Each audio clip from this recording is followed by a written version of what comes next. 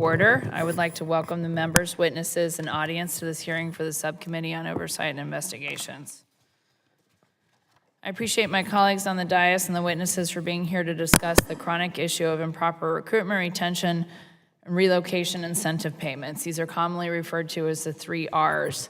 These incentives are tools provided to the VA by Congress to attract and retain quality staff in positions that are consistently vacant or identified as difficult to fill. While many federal agencies can use these incentive payments, they are particularly helpful for an agency like the VA, whose mission is to provide complex services and quality health care to veterans across the entire country. These incentives are designed to be a part of a benefits package for positions in markets that are difficult to hire in, like specialist physicians, nurses, and social workers in rural areas. Congress gave federal agencies the ability to pay these incentives so that government entities like the Veteran Health Administration can be competitive in attracting and keeping quality healthcare professionals in a labor pool that is facing staffing challenges across the country. As a nurse practitioner, I understand these challenges firsthand. Unfortunately, recent reports have shown that these funds have been proven to be paid out with very little oversight. While this hearing was organized after the release of the June 2025 OIG report on the VA's poor oversight of these incentive payments, the problems we will discuss today are not new to the VA. In fact, in 2017, the OIG released a similar report detailing oversight issues with recruitment, relocation, and retention incentive payments based on the OIG's oversight work stretching back to July 2014. The 2017 OIG report identified the need to improve controls over the use of these incentives, having found that the VA did not properly authorize 33% of the retention incentives that were awarded to senior executives. The improper payments found in 2017 totaled more than $158 million in unsupported spending. As a result, the OIG made recommendations that the VA develop internal controls to monitor policy compliance and decrease the VA's reliance on retention incentives. Now, here we are in July 2025, confronted with the same issues that the VA has failed to improve since the first report. The only difference is that now there is even more taxpayer dollars involved. For example, between 2020 and 2023, relocation payments grew by 85%, and retention payments have grown by 131%, while recruitment bonuses have ballooned by a staggering 237%. I believe anyone would agree that these numbers are alarming when there is little data to back up the massive increases. The 2025 report acknowledged that after the initial report, VA implemented processes to improve authorization and review controls for the payments. However, VA employees inconsistently followed them. This made the good government improvements virtually useless. In response to the 2017 OIG audit, quality assurance teams were created at both the Office of Human Resources and Administration Operations, Security and Preparedness, and the VISN level. However, the 2025 OIG report found that while these teams identified errors, they did not address systemic issues in the request and authorization of incentives, did not proactively prevent incentive packages from being processed and paid based on insufficient justifications. Additionally, the OIG found that 28 employees continued to receive annual retention incentives for many years after the initial award period expired. In one case, an employee continued to receive annual incentive awards for more than 11 years after the initial award period. In total, the VA improperly paid these employees a total of about $4.3 million. Between 2020 and 2023, more than 134,000 employees received incentive payments totaling $1.2 billion. 341 million of those incentives were found by the OIG to be improperly documented. The lack of documentation also hinders review efforts by oversight bodies like the OIG, the GAO, and this committee. I echo what the OIG said in their report, that the required documentation helps provide assurance that incentives are properly used, and effective oversight of incentives also requires sufficient documentation for review. In fact, the OIG noted that much of the data used in the report relied on projections due to the VA's sparse documentation. I found it shocking in the report that when cases of waste, fraud, and abuse were discovered, the VA's implementation of established processes did not always guarantee that the issues were appropriately resolved. The 2025 report cited an example where VHA awarded $30,000 in relocation payments for an employee who never relocated. The employee was a remote worker, teleworking from home. When someone receives a relocation incentive and never actually relocates, that's wrong and a clear waste of taxpayer dollars. Despite this clear case of impropriety, the VHA declined to recoup the payments that were made to this employee. These are taxpayer dollars set aside for veterans, and for far too long they have been carelessly handled. I'm excited to hear the Trump administration's plan to not only satisfy the OIG's recommendations, but their plan to make real and necessary improvements and corrections in how the VA manages and oversees their incentive programs.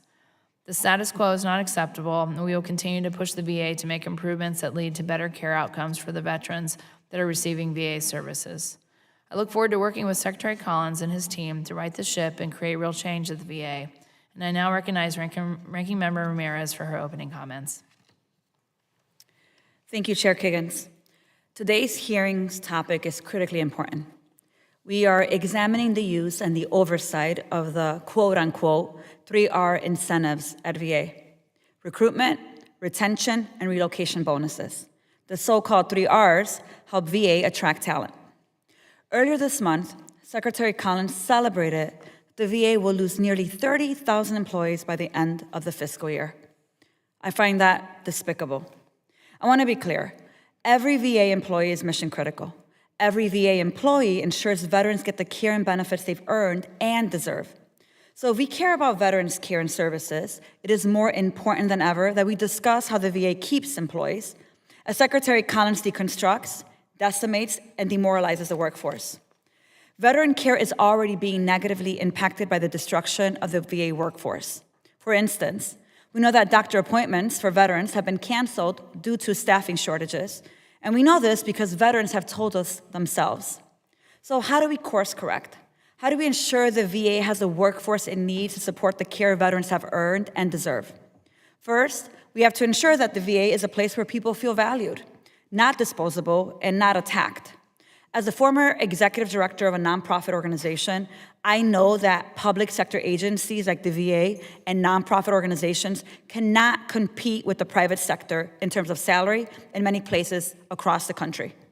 In tough markets, 3R incentives help make VA offer more competitive wages. They're a tool to attract and retain highly qualified employees to the agency. I understand that this hearing is meant to focus on the VA Inspector General's findings from a report released earlier this summer that the VA needs more oversight of 3R incentives.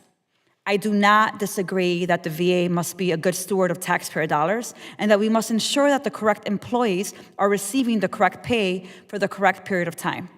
No objection, no disagreement there. At the same time, we must ensure that the VA's oversight of the 3R's incentives does not make them a more burdensome and less useful tool for leaders who need them to recruit and to retain staff. We need to hold two objectives at the same time. The process must work and it must allow it to be competitive by working quickly and efficiently.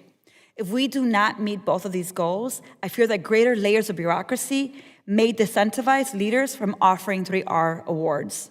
I look forward to hearing from our witnesses today about how we can strike a balance to ensure 3R incentives are being used properly, efficiently, and routinely.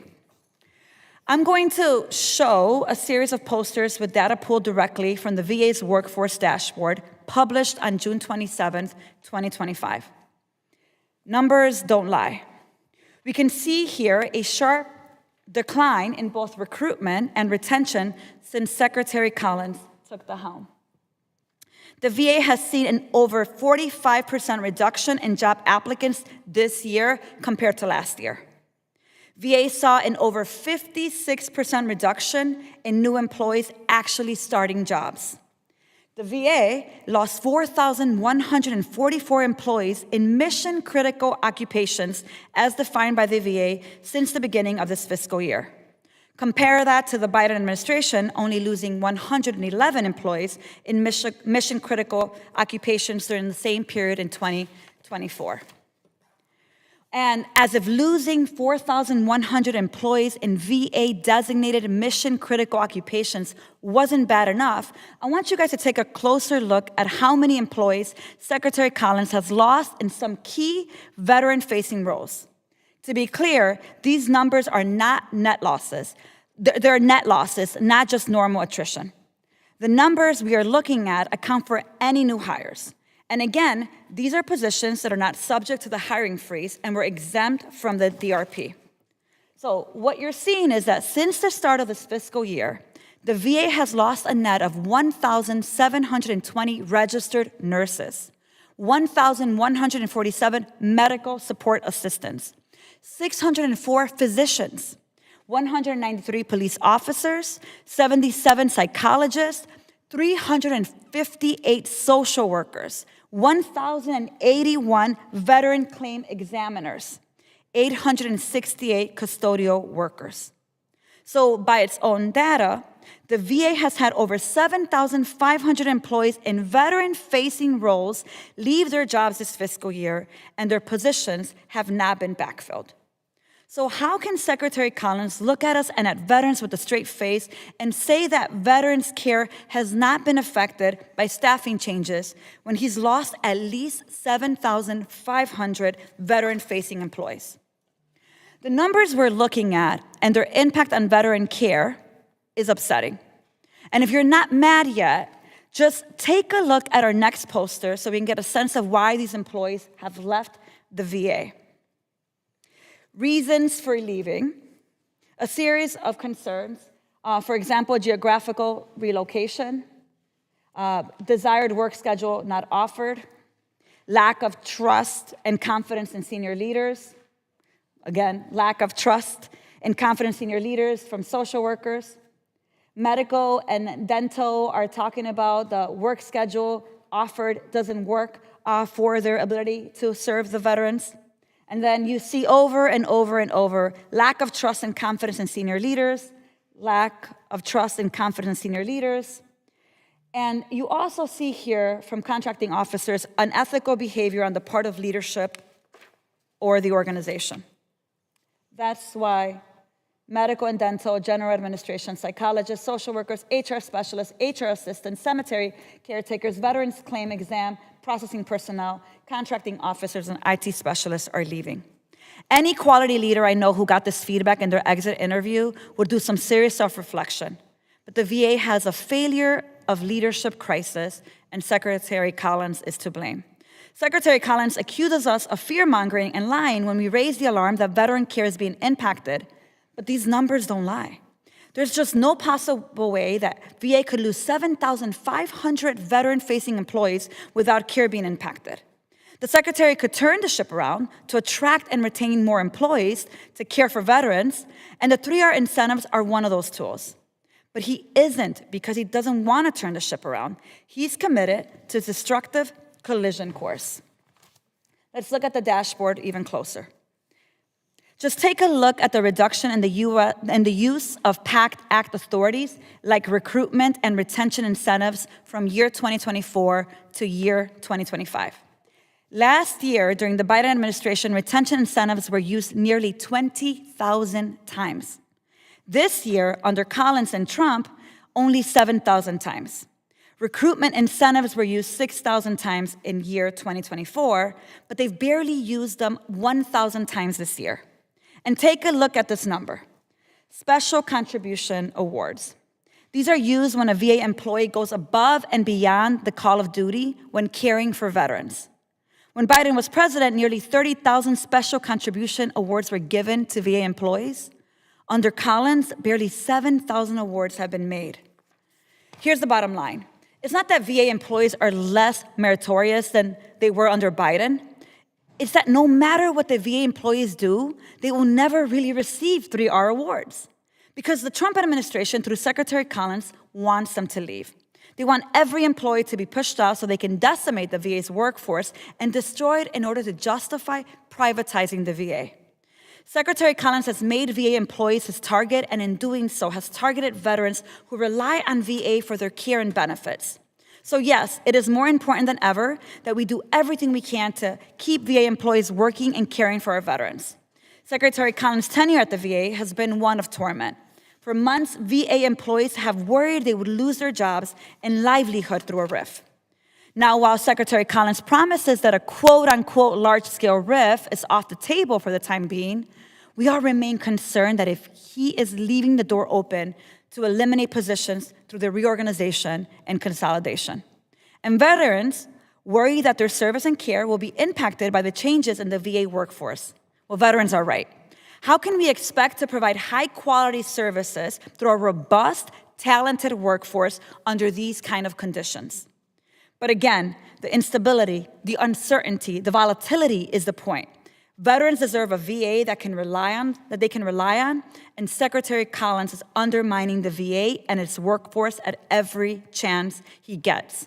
It is why I look forward to our conversation today and hearing from our witnesses, and with that, I yield back. Thank you, Ranking Member Ramirez. I will now recognize the witnesses testifying before us today. We have Ms. Tracy Thurett, Chief Human Capital Officer, Human Resources and Administration. Welcome back. And Mr. David Perry, Chief Officer, Workforce Management and Consulting, Veterans Health Administration. Mr. Sean Steele, the Director of the Human Capital and Operations Division, Office of Audits and Evaluations of the Office of the Inspector General. And Dr. Sheila Elliott, President for the American Federation of Government Employees, Local 2328. Welcome. So if the witnesses will please stand for me and raise your right hand. Do you solemnly swear that the testimony you are about to provide is the truth, the whole truth, and nothing but the truth? Thank you. You may be seated. Let the record reflect that the witnesses answered in the affirmative. Ms. Thurett, you are now recognized for 5 minutes to provide the VA's testimony. Good afternoon, Chairwoman Kiggins, Ranking Member Ramirez, and distinguished members of the committee. Thank you for this opportunity to discuss how VA is improving governance and oversight of recruitment, relocation, and retention 3R incentive payment practices. As pay caps for healthcare professionals at VA have not kept pace with rising salaries for healthcare professionals and specialists, the 3R program is a critical component of VA's incentive plan. I am joined today by Mr. David Perry, Acting Chief Human Capital Management, Veterans Health Administration. VA will always fulfill its duty to provide veterans, families, caregivers, and survivors with the health care and benefits that they have earned. To ensure all veterans and VA beneficiaries continue to receive their earned benefits and services, VA is always recruiting dedicated professionals. As of July 2025, more than 350,000 critical positions are exempt from the hiring freeze.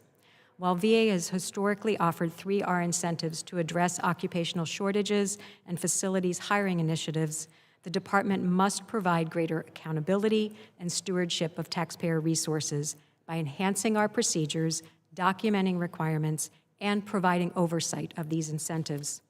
Starting in 2017, VA updated department policy on 3R incentives to establish internal controls and provide oversight. Specifically, VA began requiring annual certification of the incentive that it was appropriate and in compliance with policy, and succession plans to reduce long-term reliance on incentives, and established residency before payment of receipt. In the years since, VA has continued iterating and implementing additional improvements, including the following: requiring a standard form to capture all the required information by law, aligning the use of 3Rs with shortage and hard-to-fill positions, obtaining authorization and justification before including 3R incentives in job announcements, tracking unfulfilled service obligations, improving coordination of debt collection and enforcing debt collection, and reviewing incentives annually and terminating them in a timely manner when they are no longer needed. However, there is always room for improvement, and VA must continue to refine its governance of those incentives, including proper documentation in their use, ensuring correct signatures are in place, ensuring justification in employing 3Rs is sound. VA must develop stronger oversight mechanisms and discontinue the use of multi-year incentives. Finally, VHA is implementing a comprehensive strategy to enhance the management and oversight of the incentives program. It includes continuing to monitor internal control procedures and guidance to ensure 3R documentation is appropriately maintained in accordance with VA policy. VHA will also conduct a program to monitor quarterly and utilize uniform checklists and templates nationwide. VHA is developing training and materials to ensure proper documentation for succession plans, performance ratings, and to strengthen the technical review. VHA is creating oversight plans and a strengthened technical review program to assess every incentive for technical adherence. At an enterprise level, oversight monitoring component will act as a second-level check at the national level. VHA aims to support the compliance with record retention requirements, and furthermore, specific performance metrics will be tied to operational leadership and human resources leadership They're being developed and reinforcing the importance of proper governance and oversight of incentive programs. VA is committed to addressing these issues that have been identified by the Inspector General's report and strengthening the process to support the VA mission. We are confident that the steps that we have taken and will continue to take will strengthen our incentives program and the governance and oversight required, leading to more effective outcomes and better service to veterans. While the 3R incentive program is an important tool for the department in attracting and retaining talent, it is not enough for the VA to remain competitive with industry. VA looks forward to working with the committee on strategies to ensure that VA is an employer of choice for physicians in critical needs specialties. I am proud to be part of the noble mission to care for our nation's veterans. I look forward to working with each of you on the committee to more effectively and efficiently provide enhanced oversight and governance of the incentive payment practices, ensuring VA can continue to provide the best care and services to veterans and their families. I conclude my testimony, and my colleague and I welcome any questions that you may have for us. Thank you. Thank you, Ms. Thurett. And Mr. Steele, you are now recognized for 5 minutes to provide the VA's OIG's testimony. Chairwoman Kiggins, Ranking Member Ramirez, and members of the subcommittee, thank you for the opportunity to testify on the OIG's independent oversight of VHA's management of recruitment, relocation, and retention incentives. These incentives are meant to help VA entice candidates to accept hard-to-fill positions or to retain high-quality staff. Our work focused on identifying whether VHA used incentives effectively, complied with the law and VA policy, and acted as strong stewards of taxpayer dollars. As the OIG has documented, VHA faces significant staffing shortages in key positions, also known as critical need occupations.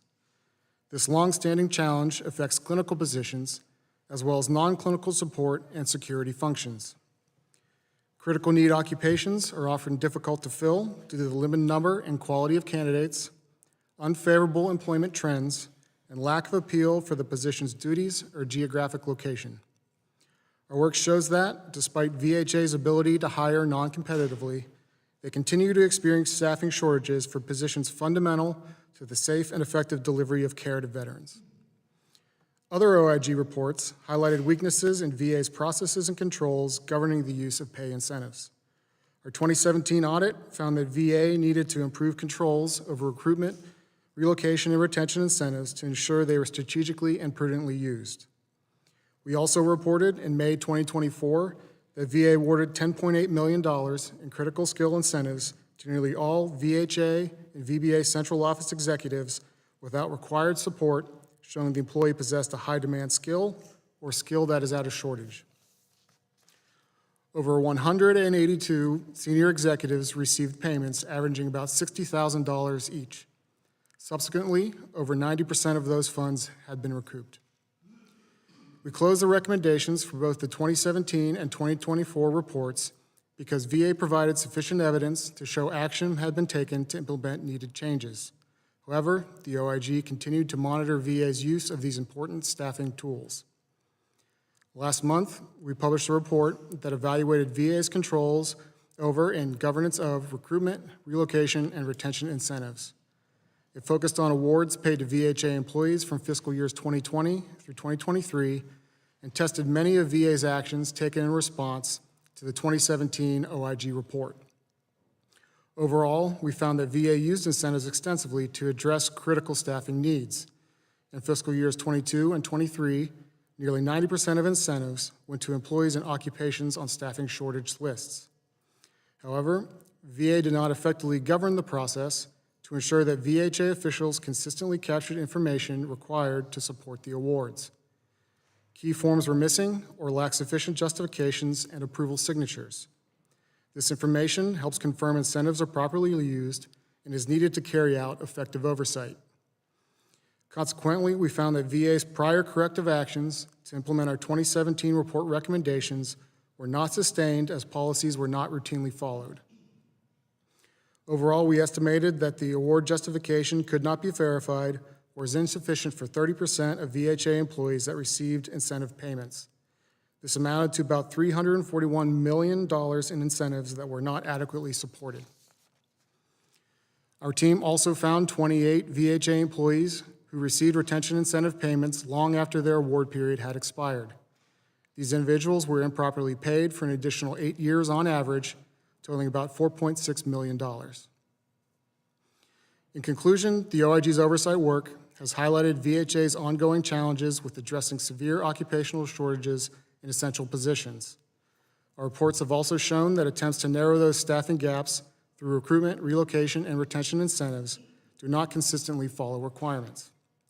It is also concerning that these issues are not routinely detected by VA's quality control measures.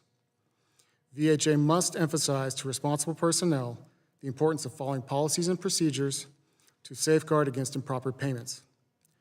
OIG teams will continue to monitor VHA's staffing needs and the use of incentive payments. In doing so, VHA will be held accountable for securing qualified personnel to provide high-quality care to veterans while making the most effective use of taxpayer dollars. Chairwoman Kiggins, this concludes my statement. I would be happy to answer any questions you or members of the subcommittee may have. Thank you, Mr. Steele. Dr. Elliott, you are now recognized for 5 minutes to provide your testimony.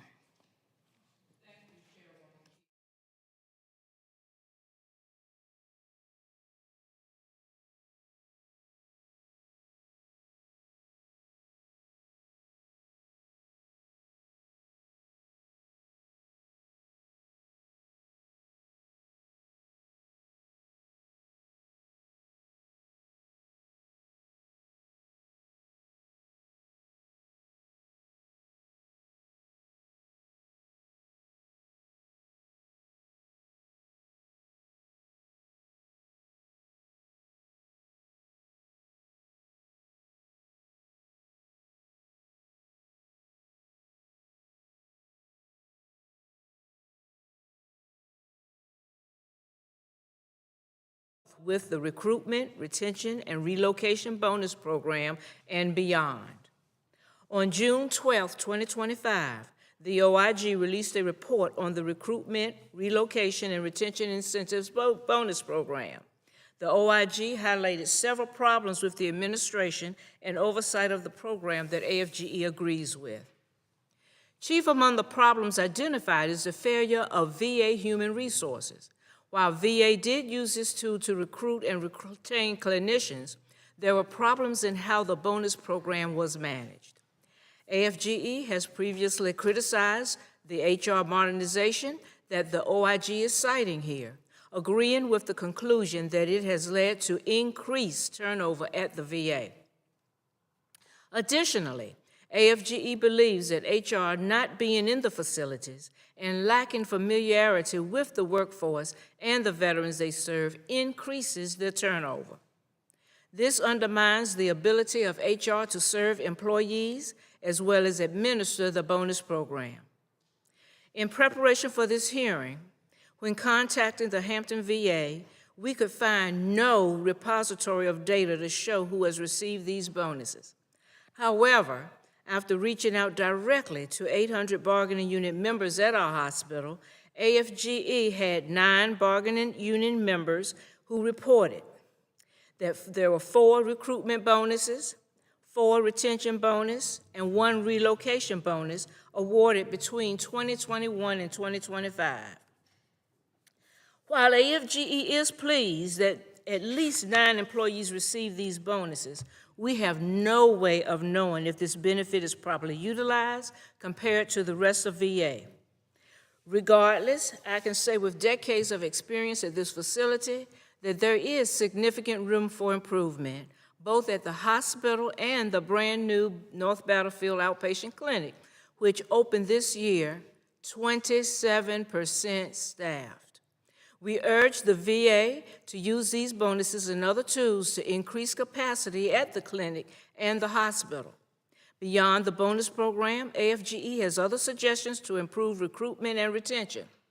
As the committee is aware, in March, President Trump signed an executive order eliminating the collective bargaining rights of 1.5 million federal employees at agencies, including VA. Continuing to deny large swaths of the VA workforce collective bargaining rights will continue to harm recruitment and retention. As there is a critical shortage of clinicians in this country, Many quality candidates who want to serve the VA may avoid the agency to receive both union protections and better salaries in the private sector. This is particularly egregious as Secretary Collins played favorites when choosing whom to exempt from the executive order, not by job description or duties, but by which union represents the employee in question. AFGE members lost their collective bargaining rights despite having identical jobs to employees who were exempted and retained their rights. AFGE urges members of this committee to support H.R. 2550, the Protect America's Workforce Act, which would nullify this illegal executive order. AFGE has long argued for the benefits of telework for employees who can perform their duties remotely. This is particularly true for clinicians who practice in whole or in large part through telemedicine. However, since most telework has been rescinded by this administration, many clinicians have had to report to a VA facility and then have been required to interact with patients remotely, often in crowded bullpens discussing private matters. This has harmed morale and retention of mission-critical and hard-to-recruit clinicians at the VA. This has negatively affected retention at Hampton and reflects VA's overly broad approach to telework and telehealth.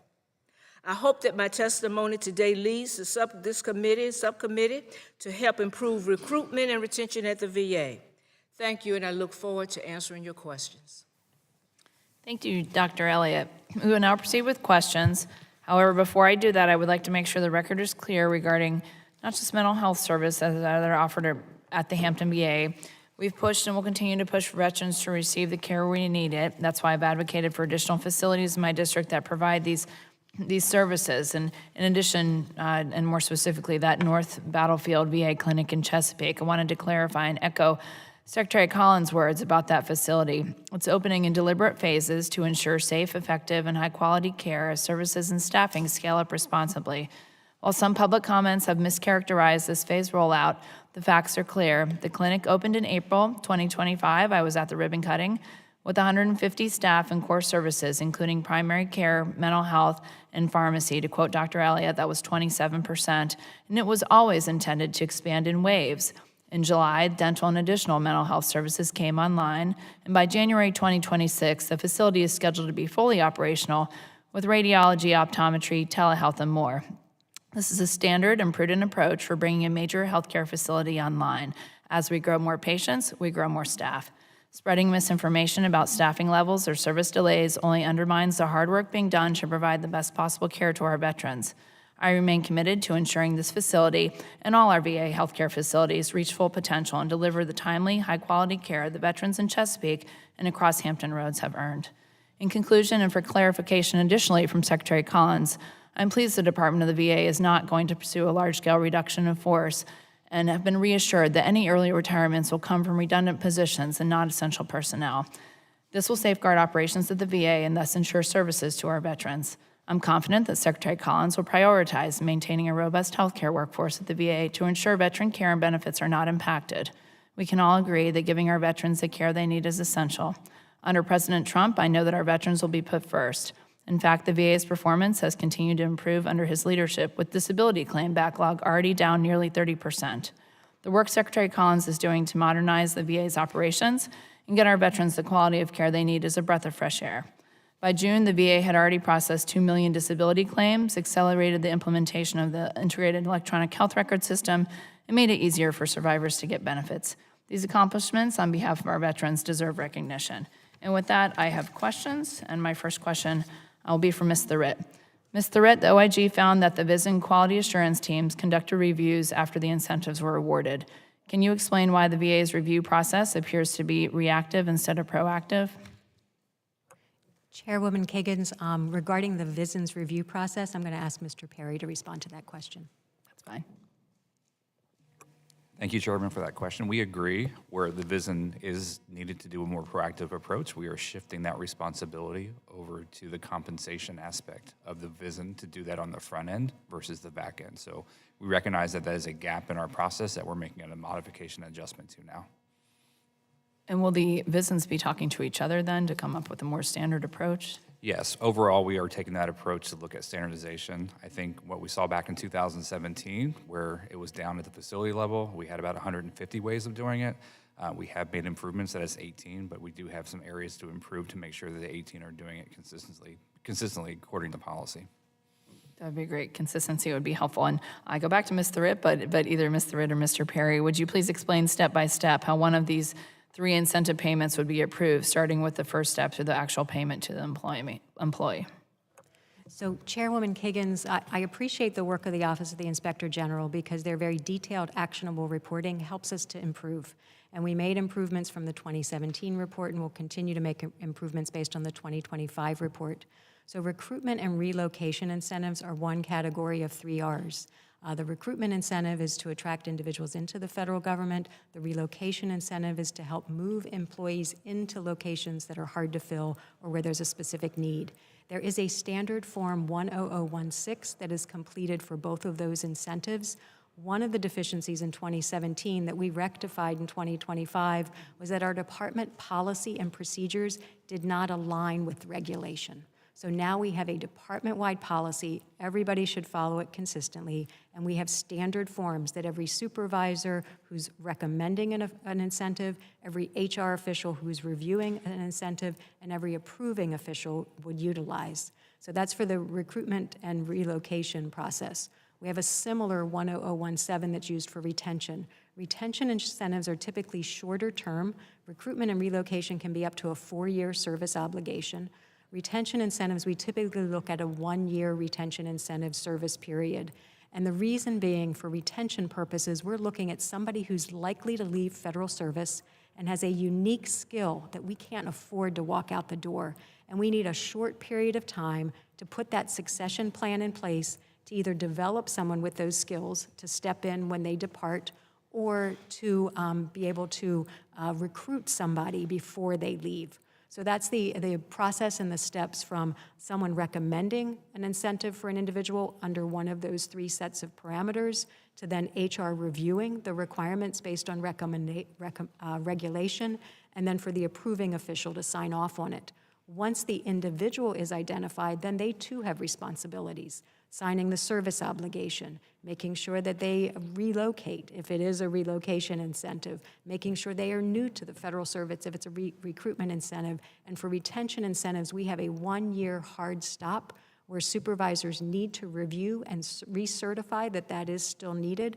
Otherwise, it will be terminated automatically. So those are just some of the steps that we take with recruitment, relocation, and retention incentives, some of the things that we have in place, and where the IG has identified more steps that we need to take to have better oversight and compliance, that we are willing and currently in the process of doing that.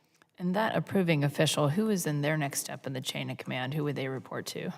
So Chairwoman Kiggins, we have delegations of authority for our 3 Rs incentives. Typically in the Veterans Health Administration, which is the subject matter of the report, a recommending official would be a medical center director. Approving official could be up to a network director. It depends on the percentages of the incentives that are being offered. Sometimes it's higher, but that's typically how the delegations of authority flow. Now, we also have breach of agreement procedures that we follow to make sure that if somebody does not fulfill their obligation, that we are going back and initiating and collecting those debts. Again, these are taxpayer dollars. We don't want to see these incentives misused or abused. I know there were instances in the report that were identified. We don't want that to continue to happen. The breach process is the individual employee who's asking for a waiver of repayment will go to their supervisor. That supervisor will take it the whole way up the chain of command to the Undersecretary of Health and the Veterans Health Administration. If they approve that request to waive payment, then it comes to my office, and our Assistant Secretary for Human Resources and Administration, Operations, Security, and Preparedness would be responsible for that process. So that's just an example of the levels at which these are reviewed and the seriousness with which we take things like breach of agreements. Thank you for that very thorough explanation. How long has that exact chain that you just described been in place? Is that new this year in 2025? So I would say it dates back to 2020 when we revised our departmental policy. And we do have statistics if the committee is interested in terms of how many cases go through that process. the percentage that reach my office, it's a small percentage, maybe one a month, and a very low percentage that is approved because the standard for waiving a breach of a service obligation is very high. It has to be, it's stipulated in law as repayment would be against equity and good conscience or not in the best interest of the government. And when we are paying individuals and they are not upholding their end of the agreement, that is something that we want to pursue. Yeah, that too. Thank you. My time has expired. I'm sure that we will have a second round of questioning, but I will yield to our ranking member. Thank you, Chairwoman. Dr. Elliott, I want to first thank you for being here and taking time away from your day job as a pharmacist at the Hampton VA Medical Center. I understand you're also the caregiver of your mother. Is that correct? Yeah. Well, you're a superwoman, and I'm really grateful for your participation and your continued dedication to your VA brothers and sisters at the AFGE.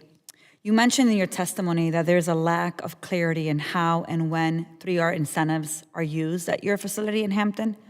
Do you think that if 3R incentives were made widely and frequently used at Hampton, the facility would be able to onboard and keep more employees?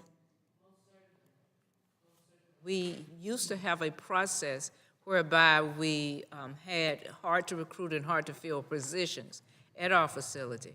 I do not know where that process is at this time. I have not heard anything of it for the last several years now, especially since we've been decentralized with respect to the HR staff. But that is supposed to be the, those people on that list are supposed to be the designees of various recruitment, retention, bonuses, and so forth. In my 35 years there, I've never seen a relocation bonus for a line staff person, no matter what their job was. Typically, those have been reserved for top management, the various relocation bonuses. Yeah. And Dr. Elliott, I wanted to ask you if you had any reactions to how the Secretary is characterizing staffing at North Battlefield Clinic, since you're on the ground actually working there.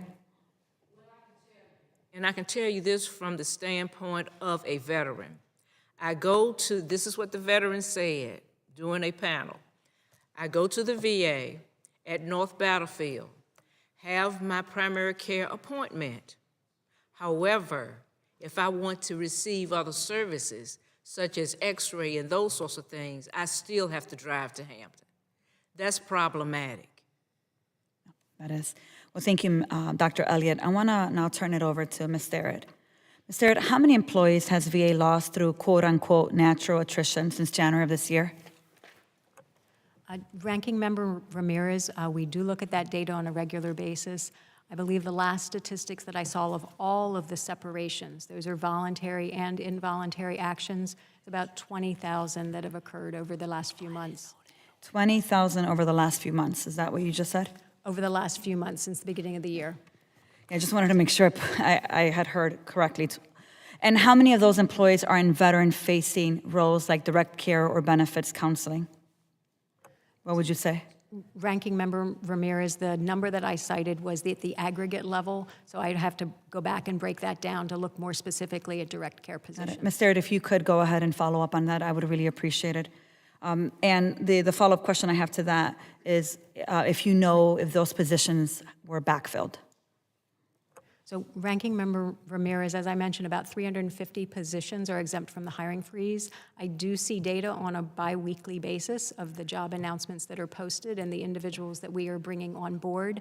I know we're bringing several thousand a pay period back into the VA. I know that statistic is actually reported on the workforce dashboard each month as well. Got it. So Ms. Sterrett, when you follow up, if you can try to get me a little bit more detail, that would be really helpful. I want to go back to these posters.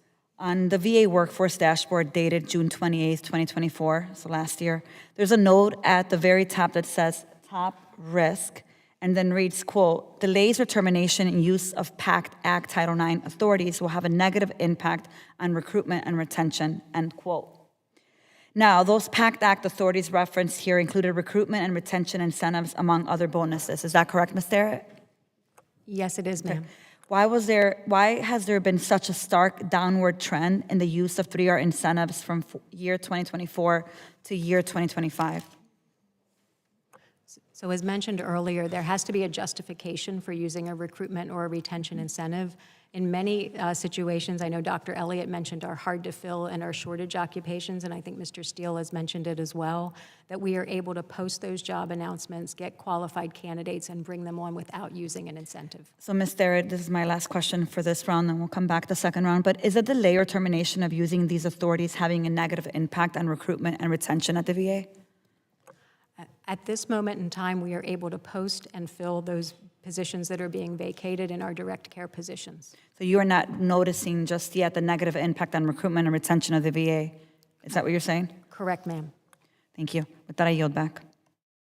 Thank you. The chair now recognizes Mr. Conaway for 5 minutes. Thank you, Madam Chair. And I guess before I ask my questions, I can't help but put some more clothes, if you will, on the statements of our ranking member. When you hear about the intention, the leaked intention of the number of employees that the Secretary intends to cut from the VA, it's hard to imagine that anyone who might think about entering a career in public service and working at the VA would look upon the VA as a place to land and to work and to engage in public service, taking care of our valuable and hopefully appreciated veterans. This kind of announcement from the top can't help but hurt the effort to retain frontline healthcare professionals and others who are so critical to the operation of that facility. People, obviously you need nurses, you need doctors, but you also need someone to make sure that people get food delivered to them. You need to make sure that you've got a pharmacy that's working. You need to make sure that the cleaning services are working and that the building and the facility is secure. And you need people to do all of those jobs and to want to come to work and have that work appreciated. And it's hard for us on this side of the aisle to hear and to understand these obvious dynamics with respect to their union rights and their prospects for a career that is both satisfying, rewarding, and appreciated by their government, by their employees, that's not going to have a profound impact on the ability of the VA to do its work and to honor our commitment to veterans, and that it's not part of a grand plan, as Ranking Member has pointed out, to privatize these services. And we are seeing this across at least the signs of this, and I think very definite pattern across the federal workforce and the federal government. I'm a physician myself. I have worked, I've trained at a VA facility for part of my training. I served on a military base as a physician there, and I certainly treated a lot of veterans, even in private practice, after leaving the service, because of where my district is a home of a military base, a Joint Base McGuire, and so we have a lot of veterans who live in that area and were patients of mine. And I understand how important the VA is to them and their ability to use the VA when they need it for their care. I'm disturbed to hear about what's happening with the physician workforce, the losses there, and particularly the ability of psychologists and psychiatrists to treat patients because of the attack on remote work. Just because someone's being seen remotely doesn't mean that anything that's said in the interactions between the physician and someone who is receiving their care remotely shouldn't be protected. Their privacy shouldn't be protected there. And when you consider people now being put in cubicles or putting in spaces where their conversations are not secure and private, that impacts the kind of care that they wish to give, and how they ought to practice that life-saving care. As we know, there's so many dislocations with mental health in the service. So, and I understand, Ms. Elliott, Dr. Elliott, pardon me, that you have an example of a change in this retention policy and the loss of remote work. Can you comment on the impact of that situation at the Hampton VA? Thank you. At our facility, we have a 43%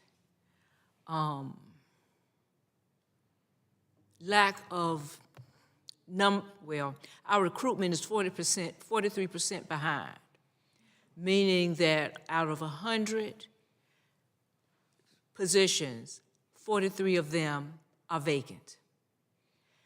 We are in the process now of losing a psychologist to another facility because that particular psychologist lived far away and could not come to Hampton with no relocation bonus offered. That psychologist was able to get a relocation bonus from someplace else, and that's where that psychologist is going. So I guess instead of being 43% behind the 8 ball, we are 44% in a couple of weeks when that psychologist leaves. Now, to add insult to injury there, even though we know that psychologist is leaving, we do not begin recruitment until after the psychologist is gone. Therefore, all of that psychologist's work is borne by someone else, or patients are rescheduled and rescheduled and rescheduled until someone comes in to fill that post. Thank you, Madam Chair. You'll back. I see it's my time. Thank you. I have a couple of other questions. Dr. Elliott, just for clarification, that psychologist I'm sorry. Oh, Mr. Kennedy, we'll start with, sorry, Mr. Kennedy, we'll recognize you for 5 minutes first. Thank you very much. Thank you all for being here today. I have some deep concerns about what's transpiring at the VA across this country. And I know veterans, not only in my district, but across the nation, are disturbed about the news that is continuing to come out of the VA that will impact their care. Just to take a quick trip down memory lane, back in February, the VA dismissed 1,000 employees outright. That was February 13th. 11 days later, on February 24th, the VA cut another 1,400 employees. 2,400 people cut from serving our veterans in this nation. It was the beginning of a despicable pattern that we've seen coming out of this administration. In March, this committee discovered through a leaked memo that the VA planned to cut more than 80,000 employees, which Secretary Collins then confirmed. And now we're being told that the VA will not make this cut, but would reduce the number of employees by nearly 30,000 by the end of the fiscal year. 17,000 already gone, meaning there's going to be another 12,000, more than 12,000 additional cuts, the largest in VA history. And these reductions will affect critical frontline staff, including healthcare workers and benefits personnel. But I recall what Secretary Collins told this committee in May, and I'm going to quote the Secretary. The VA's staffing structure is aimed at finding ways to improve care and benefits for veterans without cutting care and benefits for veterans, and we're going to maintain the VA's mission-essential jobs like doctors, nurses, and claims processors while phasing out non-mission essential roles. That is not what we're seeing. I want to believe that that would be true, but if it's not true, then this committee responsible for VA oversight has been misled. And I have a couple of questions. Ms. Therrett, you visited multiple VA facilities and have spoken with a wide range of employees. Based on what you've seen, similar roles face similar challenges nationwide. So why were collective bargaining rights preserved for nurses and facility workers at the Milwaukee VA, but stripped from their counterparts in the community that I represent in Buffalo, despite nearly identical job functions? So Representative Kennedy, the executive order related to labor relations is currently under litigation. There is a stay related to that executive order, so we are complying with that litigation right now. Okay, so no answer. The only clear difference that I can see is union affiliation. Buffalo workers are represented by unions that have filed lawsuits against this administration, unlike those in Milwaukee. That raises serious concerns about political retribution and retaliation. Can you explain at all these decisions, how they were made, and whether the union activity played a role? Representative Kennedy, I'm, at this point in time, based on the stay in that particular case, I can't answer that question. Okay, no answer again. Thank you.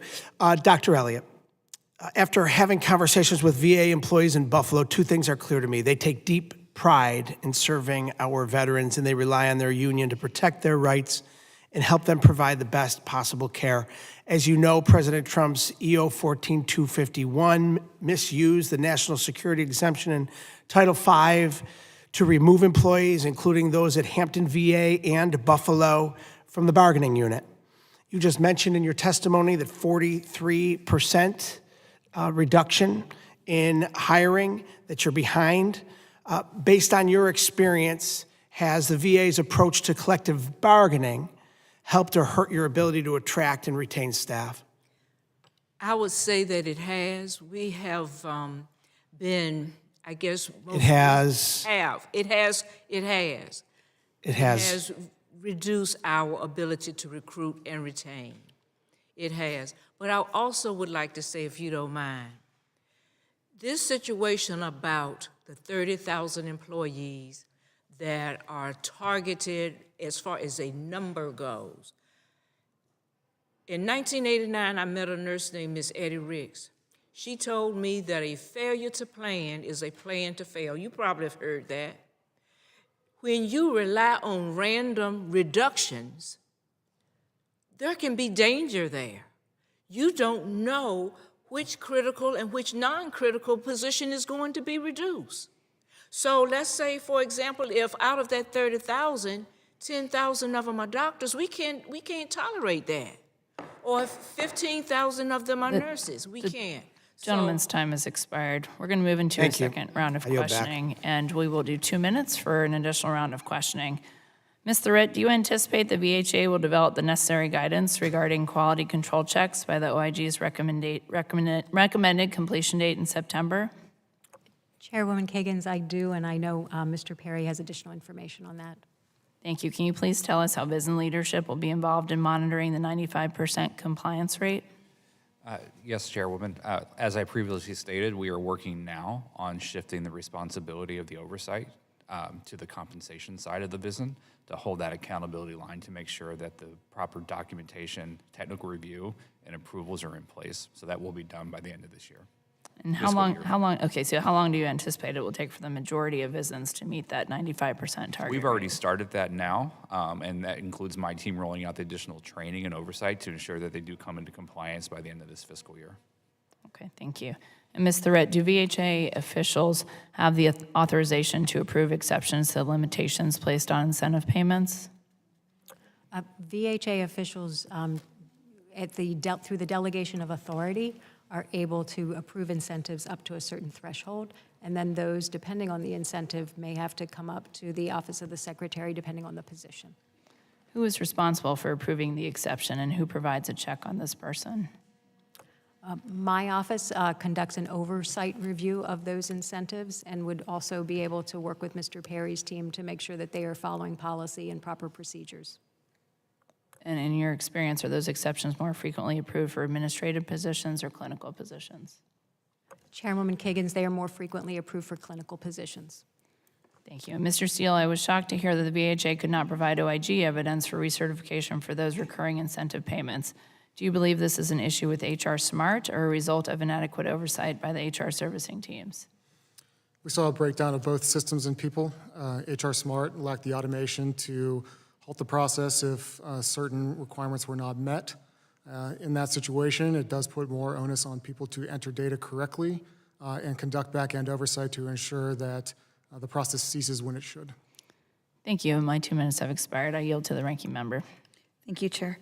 Ms. Thurett, I want to follow up again with you. The 8 Corner staff have been meeting routinely with Mark Engelbaum, the Assistant Secretary for HR, and our staff has requested a detailed breakdown of data on employees who have left the VA since January through the DRP, VERA, or natural attrition. Unfortunately, the numbers that VA provided as a follow-up fall woefully below the level of detail requested. Are you able to produce by location, occupation, detailed data on the number of employees who have taken the DRP, who have taken VERA, who've resigned, who've retired? Are you able to get that information for us? Ranking Member Ramirez, yes, I can get that Great. information. What about the number of job offers that have been declined by applicants since January of this year? Is that a data point that you have the capability of pulling? So Ranking Member Ramirez, our talent acquisition system is USA Staffing, and it does capture some information on declinations, but it may not provide the detailed information that you're Okay, seeking. so please provide me everything that in fact is being collected. And Ms. Starrett, can you please commit to working with us on providing the detailed data in a reasonable time? Ranking Member Yes. Ramirez, I welcome the opportunity to work with this. Great, thank you, Ms. Starrett. I don't imagine you will have this number on top of your head, because I'm sure there's a lot going on and a lot of information you have to try to memorize for these hearings. But I want to bring to you an answer. I want you to bring an answer back for the record. How many veteran care appointments at the VA have been canceled since January of this year due to staffing shortages? If you have the answer, I'll take it now. If not, Ranking Member Ramirez, I do not. I don't know if Mr. Perry does. do you have that? No? We do not, but we can If you take can that. come back with it, I would really appreciate knowing how many veteran appointments have been canceled. I'm going to leave it at that, Mr. Steele. I really wanted to ask you a question, but I'm hopeful others can. Thank you. The chair now recognizes Mr. Conaway for 2 minutes. I thought we were changing the order, Madam Chair. Thank you for recognizing me, Madam Chair. Just before I get to one of my questions, I just want to make a comment about HR 1, the big cruel bill, as I call it. I'm very concerned that medical students going to medical school, very expensive process, that there's now a cap on those loans that students may give, and it's going to particularly be a problem for those students who don't come from wealthy families, where they're going to have to try to figure out how to make up that gap. What do you think that this issue of cutting support for medical education, how do you think that's going to impact the VA? You've trained most of the physicians in the country. So, Dr. Conway, I would say that when we talk about 3 Rs, there are also other incentives, and you speak to scholarship programs, debt reduction programs, and if you look at the job opportunity announcements that are posted for the VA, many of our Veterans Health Administration job opportunity announcement include those benefits. And I'll ask Mr. Perry to I'm going to speak. reclaim my time because I want to get another question in. Pardon me for that, but I must push on. In 2024, the VA reported a loss of 608 physicians. So just a series of questions. You may not have them, but I want to get them in before my time is up. How many job postings does the VA currently have for physicians? Do you know by chance? If you don't know off the top of your head, I'll just leave them for the record. How many physicians has the VA onboarded in the past month? What is the VA doing to attract and retain physicians? And why do you think we're seeing such a loss in physicians? And I'll leave it at that. If you have questions to any of those, I see my time is up, but I'll look forward to your answer offline. We're The happy to get gentleman's those. time has expired. The Thank you, chair now Madam Chair. recognizes Mr. Kennedy for 2 minutes. Thank you. I want to just go back to the secretary and what he said to this committee in May, that the VA would maintain mission essential jobs like doctors, nurses, and claims processors.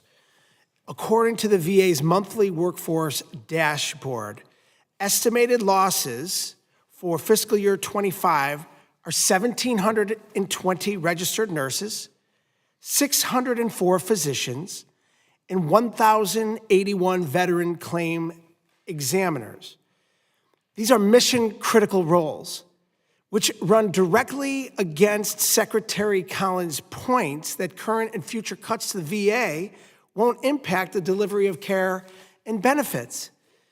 As an occupational therapist, I've seen firsthand on the ground what happens when healthcare facilities are short-staffed and that healthcare is not provided to individuals. Right now, our veterans are being provided care by American heroes on the ground in these facilities, but you know what? They're exhausted, and not because they don't care, but because they ultimately are having a trouble keeping up because they're getting cut in staffing. So when that happens in our VA, it's our veterans that are paying the price. And so even though we've been told mission-critical employees aren't being cut, evidence on paper is that, in fact, there's a different story. We have credibility issues at the VA and with this administration happening right now. These cuts are impacting veteran care, and veterans should not have to wait longer or see fewer specialists or receive delayed benefits. As members of this committee, we have a sacred responsibility to uphold this nation's promise to our veterans. These cuts are not only short-sighted, The gentleman's they're time has un-American. expired. I yield back. Mr. Steele and Dr. Elliott, thank you to each of you for coming to testify today. The solution is not just identifying weak policies, but following through with the guardrails that ensure effective oversight. It is clear more attention needs to be focused on ensuring the VA is following Congress's intention when paying these incentives. The fact that we are still having a conversation on this issue after more than a decade since the OIG's 2017 report on improper bonus payments indicates we must do something different. It does not take a rocket scientist to figure out that providing quality and safe patient care is a better use of tax dollars than accounting mistakes. These bonuses, when used correctly, enable the VA to pay attractive salaries to valuable clinical staff and other VA employees who serve our veterans. These incentive payments should go to staff dedicated to providing world-class care for our veterans. When the VA cannot retain its good employees or recruit talented staff, patient care is the first to suffer. I've seen this firsthand as a nurse practitioner. I will not allow that to happen while I am chairwoman of the subcommittee. I'm encouraged that OIG identified better documentation as a means of improving the bonus payment processes as well. Aside from the waste stemming from the improper payments, it is not possible to conduct a thorough review of where processes went wrong when there is no paper trail. That's why I was happy to vote with my House colleagues yesterday for Senate Bill 423, the Protecting Regular Order for Veterans, or PRO Act. This bipartisan bill would provide additional guardrails on incentive payments paid to members of the Senior Executive Service, and I hope the VA will take them seriously. I'm looking forward to further collaboration with Secretary Collins and the Trump administration to assist with our oversight efforts, and I'm grateful for the clarity that today's testimony offers. Ranking Member Ramirez, do you have any closing remarks? Thank you, Chairwoman. World-class care can't be achieved when you've lost 1,720 registered nurses. Can't be achieved when 1,147 medical support assistant staff leave, or 604 physicians leave, and when asked why they're leaving, they say lack of trust and confidence in senior leaders. The information contained in VA's workforce dashboard is critical to our oversight and to showing the public the true picture of what is happening at the VA under Secretary Collins. It is hard to call us liars and say our claims are a hoax when we have the data from VA to back up concerns that veteran care and benefits are being impacted under Collins' leadership. The information for the public that is listening can be accessed at va.gov/employee/workforce-dashboard. I urge everyone watching this hearing to go now and review the data and make a judgment for yourself on how this administration's actions have and will continue to impact world-class care for our veterans. We know that this administration has a history of deleting or hiding files and tampering with information they don't agree with. So to ensure that these documents remain a part of the public record and are not deleted, removed, or hidden, I request unanimous consent to enter issues 1 through 26 of VA's workforce dashboard into the record. Without objection, so ordered. Thank you, Chairwoman, and with that, I yield back. Thank you, Ranking Member, and thank you all for being here today. Ms. Thurett, Mr. Perry, Mr. Steele, Dr. Elliott, I know you all took time out of your busy schedules, and I appreciate that. I'm sure you were prepared to discuss the real issues at the VA, including the title of our subcommittee, which, just as a reminder, was Counting the Money, Preventing Fraud and Abuse in the VA's Bonus Payment Practices for VA Employees. I appreciate your insight on the issue, why we called this hearing today. As a Navy veteran and a nurse practitioner, I know how critical it is for the VA to provide consistent, high-quality care to those who have served. I'm married to a veteran. I'm the mom to future veterans. I represent tens of thousands of veterans. My own parents are veterans. So it is an issue near and dear to my heart and to my district. I'm encouraged that the VA has decided against large-scale layoffs and is instead taking a more thoughtful and measured approach to improving operations. I also worked at the VA for several years, or for several months as a nurse practitioner. It was a short time because I'm a geriatric nurse practitioner and couldn't utilize my geriatric skill base as much as I wanted to. But I remember that there were a lot of really good people doing really hard work, the physicians, the doctors and nurses, the pharmacists, the allied health professionals, the people who were in one building taking care of people who walked through our front door. I also remember on my lunch break, I would take walks and see buildings full of other people that didn't provide patient care. I didn't know what they did, but I knew where I was called to work and where I was able to touch patients and to impact lives of veterans. So I think there is room, just as this was before my time in politics, just looking at what that facility looked like, knowing that there was room to probably downscale. I want to make sure that our best resources are going to the patient care. But reducing 30,000 positions through attrition rather than eliminating critical roles is a more reasonable path forward, and I know that's what the Secretary is focused on doing. I support efforts to streamline the department, and I give more decision-making authority to local medical center directors who are closest to the veterans they serve. Decentralizing operations can help VA facilities respond more quickly to local needs and improve overall outcomes for patients. At the same time, I'm closely monitoring how these changes may impact support staff who play a critical role in ensuring providers can focus on delivering care. I believe restructuring can be positive, but only if it's done transparently, with input from frontline workers and full oversight from Congress. The lack of clarity around some of the VA's reorganization efforts is concerning, and I will continue to push for more communication and accountability. Congress must be a partner in the process, not an afterthought, and the VA leadership must work collaboratively to keep veterans and employees informed. I will continue advocating for investments in VA services that prioritize patient care, benefits, delivery, and support for the dedicated workforce. Ultimately, this is not a partisan issue. This is about keeping our promises to those who've worn the uniform. Veterans deserve a VA that serves them efficiently, compassionately, and without disruption. Again, thank you all for being here today. I ask unanimous consent that all members shall have 5 legislative days in which to revise and extend their remarks and include any extraneous material. Hearing no objection, so ordered. This hearing is now adjourned.